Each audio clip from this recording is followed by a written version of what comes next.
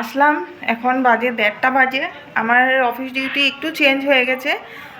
আগে যেমন ছিল 2টার সময় ছুটি হতো, 3:30টার পরে যেতাম আবার বিকালবেলা, কিন্তু এখন আবার ডিউটি একটু চেঞ্জ হয়ে গেছে। 1:30টার সময় আসি, আবার 2:30টার সময় চলে যাই অফিসে। তার জন্য এখন 1:30টা বাজে আসলাম বাড়িতে। এসে ছেলে তো এখনও আসেনি, 1:40-এ আসবে ও, যেহেতু জানোই 1:40-এ ছুটি হয়, তো তখন আসবে। তো আমি এখানে যে ভাত বসিয়ে দিয়েছি, দেখো ভাতটা মানে একদম জলদি জলদি ভাতটা বসিয়ে দিয়েছি, যাতে গরম গরম ভাত খেতে পারবো। ভালোই হচ্ছে, একদিকে 1:30টার সময় আসতে পারি, কারণ তখন গরম গরম ভাতটা বানিয়ে খাওয়া যায়, তাই না?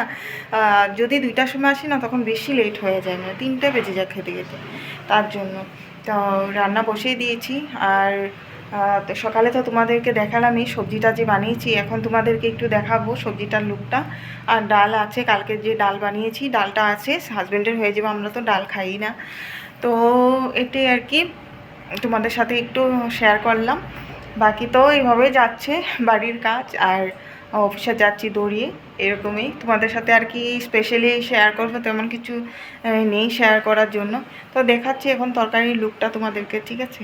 দেখো তরকারির লুকটা, এই দেখো সেই হয়েছে, কিন্তু আমার তো মনে হয় দারুণ টেস্ট হবে কিন্তু তরকারিটা।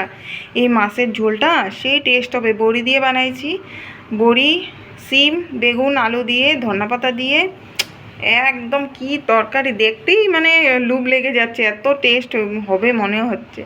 তো ঠিক আছে, খেয়ে তারপরে বলবো তোমাদেরকে কেমন হয়েছে, ঠিক না?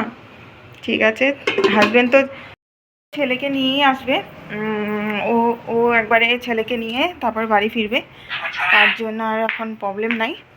তো ঠিক আছে, এখন জানলাটা খুলে দিই, একটু রৌদ্র আসছে, দেখো রৌদ্রটা বিছনার মধ্যে, দেখো বিছনার মধ্যে একটু এখানে বসবো, একটু রৌদ্রের মধ্যে একটু বসি, ঠিক না? ঠিক আছে, তো পরে কথা হচ্ছে তোমাদের সাথে আবার, বাই।